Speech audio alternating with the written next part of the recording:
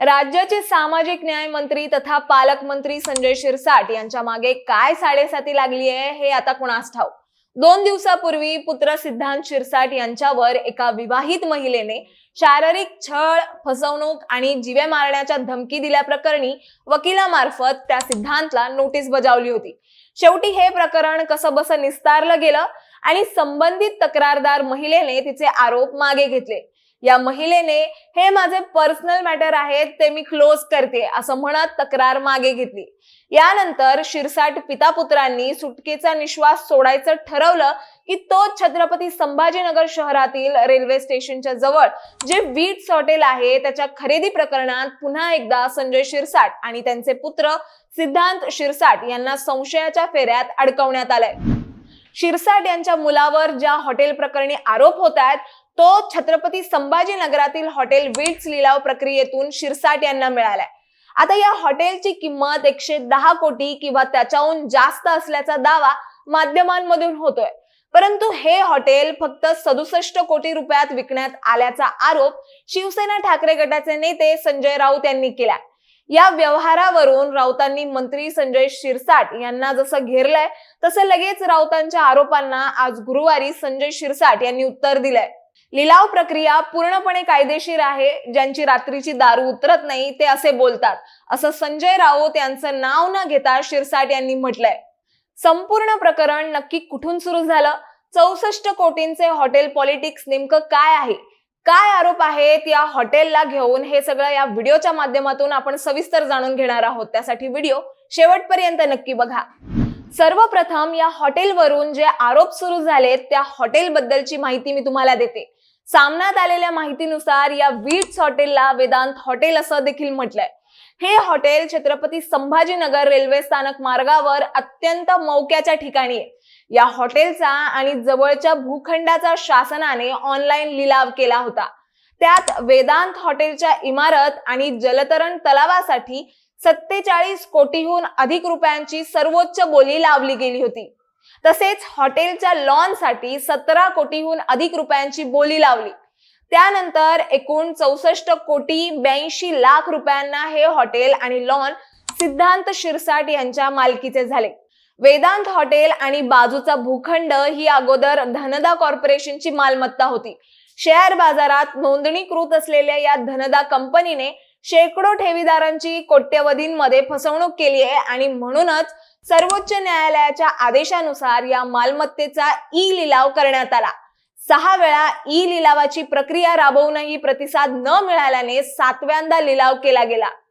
आता ही झाली संपूर्ण प्रकरणाची बॅकग्राऊंड स्टोरी। आता याच हॉटेलमुळे आणि पुत्रप्रेमामुळे शिरसाट अडचणीत असल्याचा दावा हा संजय राऊतांनी केला असल्याचं म्हटलं जात आहे। संभाजीनगर मधील जे हॉटेल मुलासाठी कमी पैशात घेतलं, या हॉटेलसाठी पैसे खोक्यांमधून आले होते का असा सवाल राऊतांनी माध्यमांमधून केला। याशिवाय हॉटेलची ही संपूर्ण लिलाव प्रक्रिया संशयास्पद असल्याचा आरोप विरोधकांनी देखील केला। एवढाच नव्हे तर हॉटेल खरेदी करणारे सिद्धांत शिरसाट असा कोणता व्यवसाय करतात असाही प्रश्न या ठिकाणी विचारला जातोय। शिवसेनेचे नेते तथा विधान परिषदेचे विरोधी पक्ष नेते अंबादास दानवे यांनी वीट्स हॉटेल विक्रीसाठी जी लिलाव झाली त्या प्रक्रियेत मंत्री संजय शिरसाट यांना फायदा पोहोचवण्याच्या हेतूने बाजार मूल्यापेक्षाही कमी किमतीमध्ये लिलाव करून हे हॉटेल विक्री केल्याचा गंभीर आरोप केला। अंबादास दानवे यांनी या संदर्भात 25 मे रोजी मुख्यमंत्री देवेंद्र फडणवीस यांना सविस्तर पत्र पाठवून या संपूर्ण लिलावाची आणि खरेदी विक्री प्रकरणाची उच्चस्तरीय चौकशी करण्याची मागणी केली आहे। शिवसेना उद्धव बाळासाहेब ठाकरे पक्षाचे नेते चंद्रकांत खैरेंनी ही हॉटेल खरेदीत गोलमाल झाल्याचा आरोप करत या हॉटेलचे शेअर होल्डर्स विठ्ठल कामत हे कोर्टात गेल्याचा दावा त्यांनी केलाय। या संपूर्ण प्रकरणात अगोदर शिरसाट काहीच बोलत नव्हते। झीत 24 तासने देखील या संदर्भात संजय शिरसाटांशी काल संपर्क साधून त्यांची बाजू जाणून घेण्याचा प्रयत्न केला, पण त्यांच्याशी कोणताही संपर्क होऊ शकला नाही। संजय शिरसाट या व्यवहारावर काहीही बोलत नसल्यानं या प्रकरणाचं गांभीर्य आणखीन वाढलंय।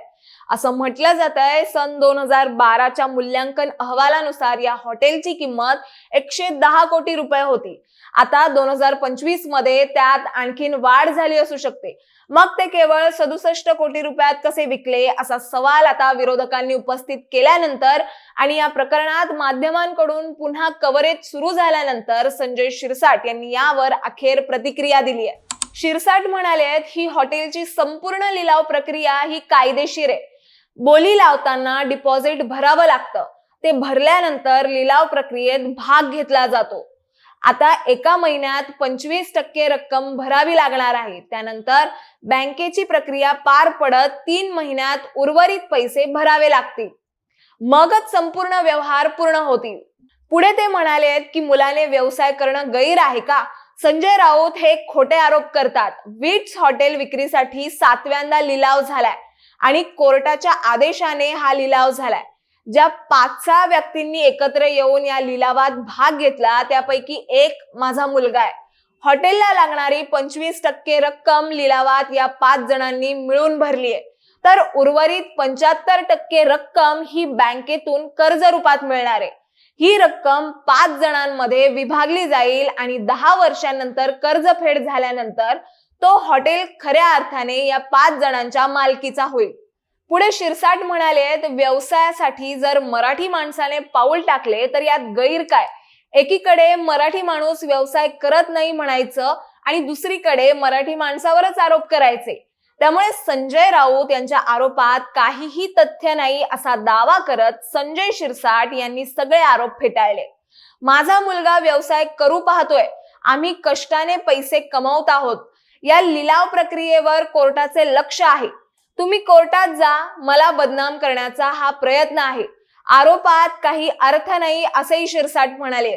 सद्यस्थितीत शिरसाटांनी तरी त्यांच्यावर केलेले आरोप धुडकावून लावलेत.